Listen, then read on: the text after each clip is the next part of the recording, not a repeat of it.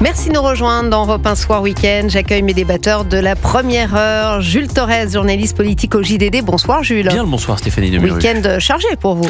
Je vous confirme. On va en parler dans quelques instants. Ophélie Roch, professeure et journaliste. Bonsoir Ophélie. Bonsoir Stéphanie. Et puis notre invité, Franck Louvrier, maire de La Baule, ancien conseiller en communication de Nicolas Sarkozy. Bonsoir Franck Louvrier. Bonsoir à vous. On est heureux de vous entendre sur Europe 1, puisque j'imagine que vous avez pris connaissance de cette interview exclusive du JDD, 3 jours après la condamnation donc, de Nicolas Sarkozy à 5 années de prison. L'état de droit a-t-il été bafoué, comme l'estime l'ancien chef de l'État dont vous êtes proche? Comment vous avez déjà trouvé l'état d'esprit de Nicolas Sarkozy, qui s'est montré très, très combatif dans cette interview?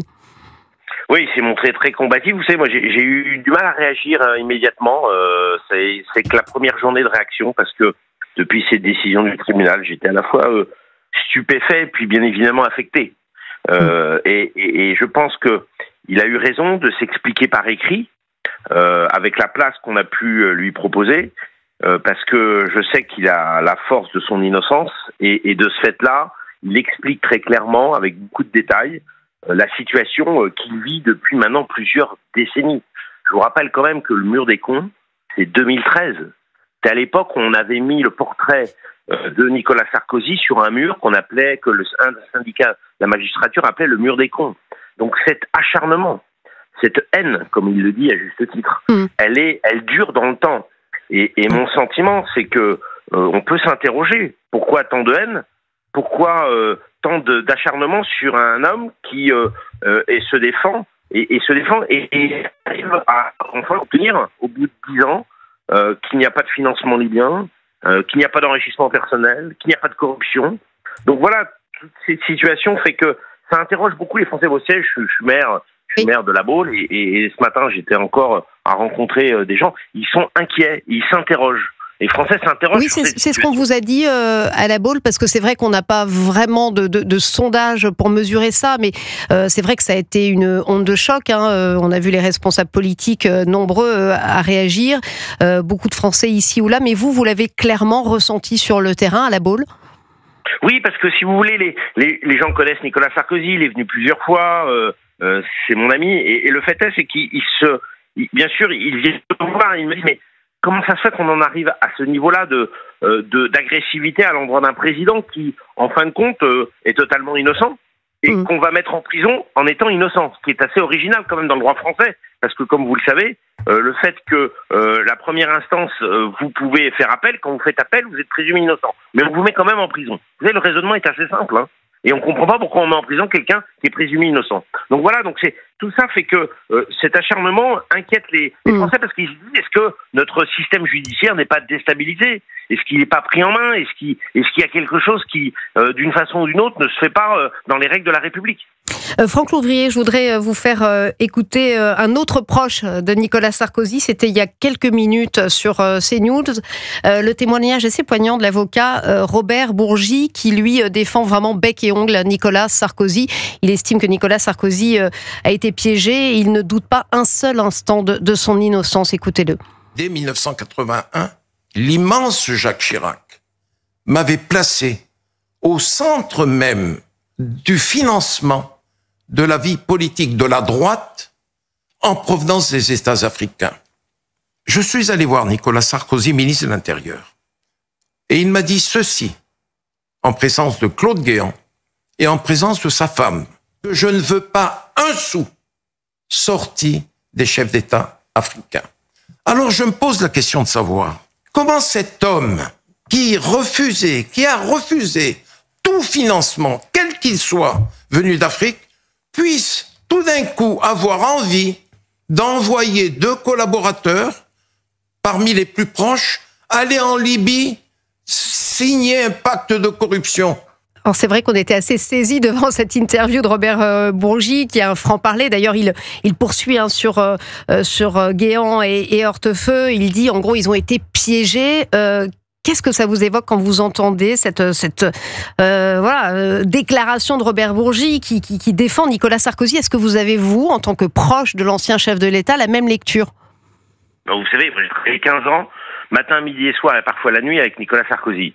J'ai organisé quelques-unes de ces campagnes, que ce soit locales, municipales à Neuilly, ou que ce soit nationales avec les élections présidentielles, et même des élections législatives. Je sais comment on gérait au cordeau, et j'en ai appris beaucoup, bien évidemment, les comptes de campagne. Donc il n'y a pas, je veux dire, un doute sur sa probité. Et la preuve, c'est que le tribunal a clairement dit qu'il n'y avait pas de doute sur sa probité. Mais le fait est, c'est que à un moment donné, vous savez, quand les rumeurs sont fortes, ben on salit les individus. Et là, dans le temps, on l'a bien vu, des gens se sont permis de dire des choses qui étaient fausses. Des papiers, des documents qui se sont révélés faux. Donc on le voit bien au fur et à mesure du temps. Mais maintenant, je pense que ce qu'il faut réfléchir, c'est sur l'idée que comment est-ce qu'on peut aujourd'hui incarcérer un homme innocent? Comment est-ce qu'on peut se penser que cet homme peut être dans la récidive? Comment est-ce qu'on peut penser que cet homme peut fuir alors qu'il a des policiers avec lui depuis plusieurs décennies, qui le surveillent, qui l'entourent, qui le protègent? Et comment est-ce qu'on peut penser qu'il est un danger en matière d'ordre public? Donc tout ça fait que, on le voit bien, il y a une incohérence. Et vous savez, les Français, ils comprennent ça. Oui. Et vous dites qu'il n'y a pas d'études, pas de sondage, mais on verra ce qu'il en sera. J'imagine que il y a eu une vingtaine de pétitions en soutien à Nicolas Sarkozy, lancées sur change.org. Mais au-delà de ça, les faits, et on le voit bien dans l'interview, c'est là aussi l'intérêt de la qualité de cette interview, parce qu'elle est longue, elle est sur la durée. On attend de s'expliquer. C'est pas uniquement 3 lignes ou un tweet ou je dirais une déclaration courte. Et le fait est, c'est qu'on comprend bien le cheminement. Vous savez, moi j'étais là quand il a accueilli Kadhafi à l'Élysée, mais j'étais là aussi quand on a libéré les infirmières bulgares. Oui, c'est ce qu'il explique d'ailleurs, Nicolas Sarkozy, qu'il a toujours agi, et il cite d'ailleurs d'autres exemples. Bien évidemment, de séduction pour qu'il libère les infirmières bulgares. Donc on savait très bien que on pouvait l'accueillir, mais si on avait la possibilité de pouvoir libérer les infirmières bulgares et le palestinien, eh ben on était prêt à l'accueillir. Qu'est-ce que ça coûtait pour libérer ces individus qui étaient dans les geôles libyennes? Donc, à un moment donné, on peut raconter tout et n'importe quoi. Mais quand on connaît l'histoire, eh ben il faut le dire. Et je pense que là, le tribunal, très clairement, a fermé le dossier. Et il aurait dû fermer le dossier en n'allant pas dans des dérives que on a le sentiment qu'ils ont voulu sauver la face. Ils ont voulu sauver la face de l'institution judiciaire. Et d'une façon ou d'une autre, on a vu que là, ils sont allés trop loin dans la décision. Et d'ailleurs, Franck Louvrier, il l'explique, le chef de l'État, dans les colonnes du JDD, ce fameux article 450-1 du Code pénal, association de malfaiteurs, un petit peu article fourre-tout, il arrive très tard dans l'instruction. L'instruction, on le rappelle, a duré 13 ans. Et ce chef d'inculpation arrive quasi au dernier moment, la dernière année. Je parle souvent de contrôle, Jules Torres. Bien sûr, mais c'est vrai que cette association de malfaiteurs est incomprise, y compris par les avocats pénalistes. Donc c'est vrai que c'est intéressant d'avoir l'avis du maire Franck Louvrier, qui évidemment connaît Nicolas Sarkozy, qui a été avec lui. Est-ce que vous pensez pas que les juges qui ont décidé depuis maintenant une dizaine d'années de se payer les politiques, et en particulier Nicolas Sarkozy, ne pouvaient pas, vis-à-vis de Mediapart, vis-à-vis de la gauche, vis-à-vis du PNF, vis-à-vis de tout un tas de gens, relaxer totalement Nicolas Sarkozy? C'est la raison pour laquelle cette association de malfaiteurs est arrivée très tard, et c'est un petit peu le délit chewing-gum, fourre-tout, c'est-à-dire qu'on peut en faire un tout et n'importe quoi. La moindre intention fait que vous rentrez dans cela. Est-ce qu'il n'y a pas un peu de ça, Franck Louvrier?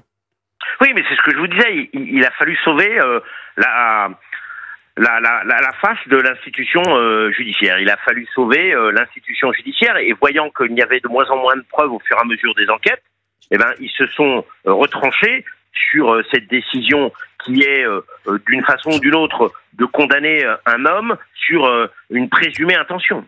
Et une hypothèse en droit ne peut pas fonder une culpabilité. Et c'est là tout l'enjeu de cette décision. Ophélie Roch. Oui, j'ai une question pour vous. C'est vrai que l'article 451 du Code pénal, c'est vrai que c'est comment dire, il a une liberté d'interprétation qui est quand même très vaste, pas toujours très cadrée. Est-ce que vous serez pour la suppression de cette loi, parce que finalement elle était là à la base, soi-disant contre le grand banditisme?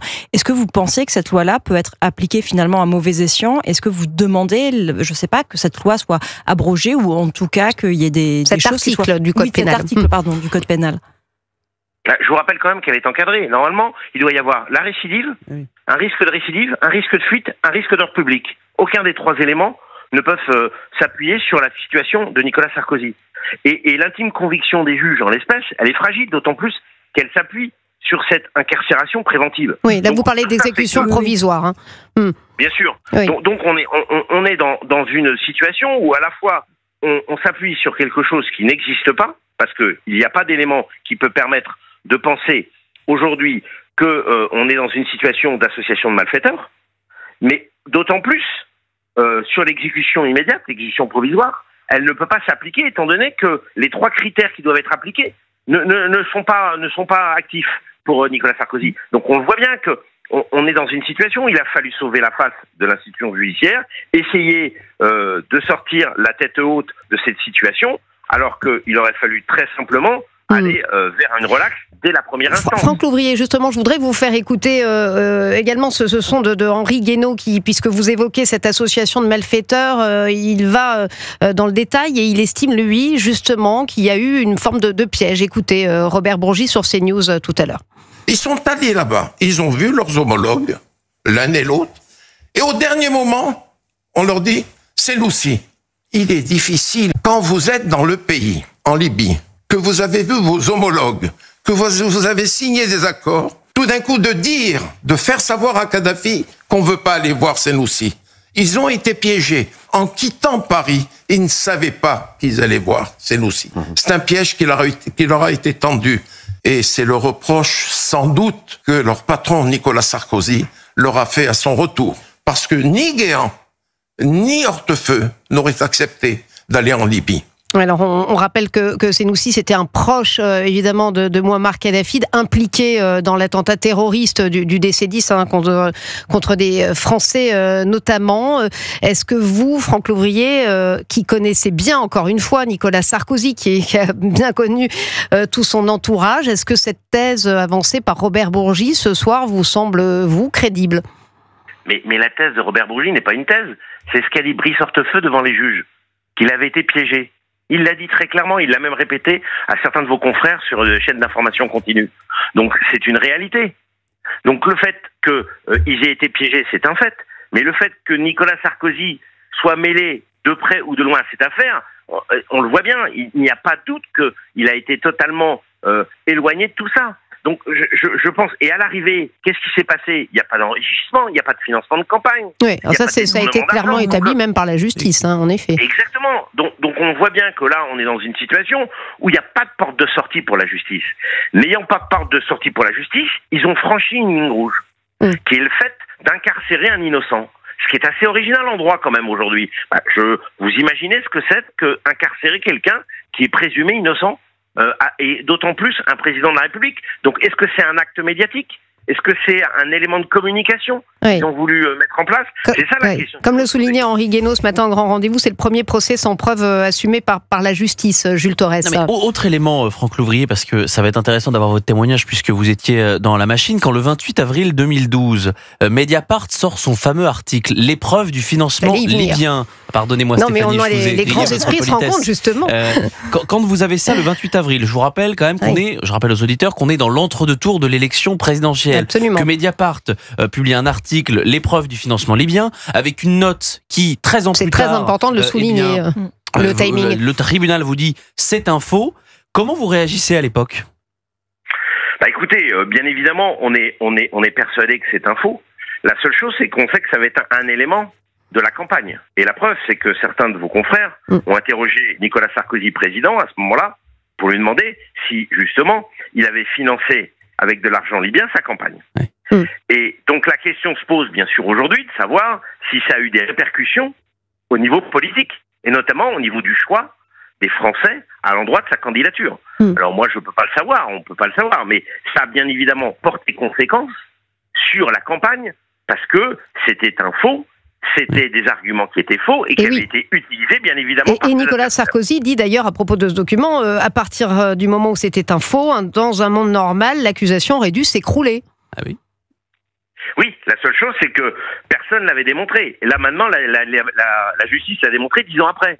Donc c'est un peu trop tard. On a eu d'autres élections depuis. Donc c'est ça la difficulté. C'est tout la difficulté entre le temps de la justice et le temps médiatique. Et on le voit bien, aujourd'hui, on est dans des situations où il faudrait quasiment que la décision soit en référé parce que pour aller aussi vite que le temps médiatique. C'est pas le cas. Franck Louvrier, une toute dernière question. C'est vrai qu'on entendait Henri Guénaud ce matin chez Pierre de Villeneuve dire du côté des Républicains, on n'a pas beaucoup défendu Nicolas Sarkozy. Bon, vous êtes un maire républicain et surtout un proche de Nicolas Sarkozy. Vous êtes d'accord avec ce reproche d'Henri Guénaud ?